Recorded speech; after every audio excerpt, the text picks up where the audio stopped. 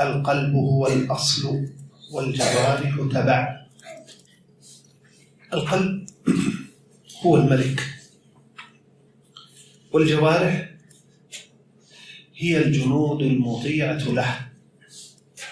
وفي هذا يقول أبو هريرة رضي الله عنه: القلب ملك والجوارح جنوده، فإذا طاب الملك طابت جنوده، وإذا خبث الملك خبثت جنوده. نعم. إذا كان ثمة شيء في القلب فلا بد أن تظهر آثاره على الجوارح، ولا بد. إذا كان في القلب صلاح فلا بد أن تكون الجوارح صالحة. إذا كان الباطن فاسدا فلا بد أن تكون الأعمال فاسدة. شاهد هذا ما ثبت في الصحيحين قوله صلى الله عليه وسلم: ألا وإن في الجسد مضغة، قطعة لحم، إذا صلحت صلح الجسد كله، وإذا فسدت فسد الجسد كله، ألا وهي القلب. إذن يا إخوته، أساس الصلاح والفساد إلى القلب، مرجع هذا إلى القلب. إذن العناية بالقلب ينبغي أن تكون أشد. ولذا في صحيح مسلم قال صلى الله عليه وسلم: التقوى ها هنا، وأشار عليه الصلاة والسلام إلى قلبه. التقوى ها هنا يعني أساسها وأصلها وعمودها القلب. متى ما صلح القلب انبعثت الجوارح إلى طاعة الله سبحانه وتعالى. إذا وجدت تقاعسا في الطاعة، إقبالا على المعصية، هذا دليل على أن هناك فسادا، هناك خلل، هناك مرض في هذا القلب. إذا راجع قلبك. إذا كان القلب بهذه المثابة إذن ينبغي أن تكون العناية به أشد. إذا كنت تهتم بتعلم أحكام الجوارح فعليك أن يكون اهتمامك بأعمال القلوب أشد، لأنها أهم. لا بد أن تهتم بهذا الأمر، أن تتعلم أحكام القلوب، أن تراقب قلبك، أن تعتني بقلبك، فإن عبادة القلب أعظم من عبادة الجوارح. لا بد أن تهتم بهذه الأمور: محبة الله، الخوف من الله، رجاء الله، تعظيم الله، الإخلاص لله، الإنابة إلى الله، التوكل على الله.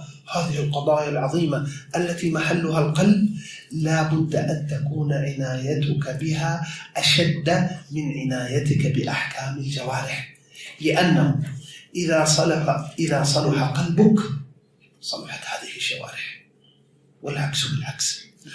الخلاصة يا إخوتاه، لا ينبغي أبدا أن تلهينا الدنيا ومشاغلها وملذاتها وازدحام أعمالها عن مراقبة قلوبنا والاهتمام بها وملاحظتها عند أدنى مرض.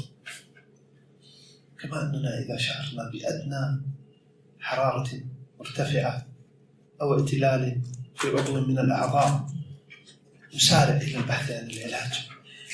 ينبغي أن نهتم بقلوبنا. اليوم أكثر ما نعيش فيه مضعف للقلب، موهن له، مسبب له بالأمراض والأوبئة والجراثيم، يظلم القلب به ويشتد ضيقه به. والمصيبة أنه تصيبنا الأمراض في أهم شيء عندنا وهو قلبنا ونحن لا نشعر. مصيبة.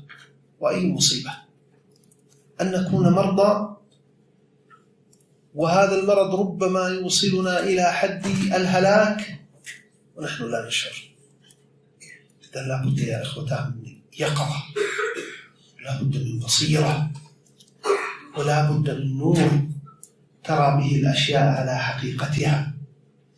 هكذا حال أهل الإيمان والتقوى، يسيرون وهم أهل يقظة، تبصر وبينة ونور. أفمن كان على بينة من ربه راقب لا يغفل، لا تشغله الدنيا دوامة في الحياة، المشاغل والأولاد والبيت والعمل، وهكذا يدور في هذه الرحى، والقلب تصيبه الأوبئة والأمراض والجراثيم والفيروسات ولا يشعر. مسكين يظن أنه على شيء، قلبه قد تقطع وفسد وأظلم وهو لا يدري. هذه غفلة مقيتة يا إخوتاه، ونحن عن قريب يا إخوتاه سنغادر هذه الحياة، اليوم غدا بعد غد الله أعلم. علينا أن نستعد للقاء الله عز وجل، وأعظم شيء تستعد به للقاء الله صلاح قلبك، لأنه متى كان سليما سلمت. يوم لا ينفع مال ولا بنون إلا من أتى الله بقلب سليم. فقل الله وإياكم وسدد خطايا وخطاكم، وللحديث تتمة إن شاء الله. والله أعلم، وصلى الله على نبينا محمد وعلى آله وصحبه أجمعين.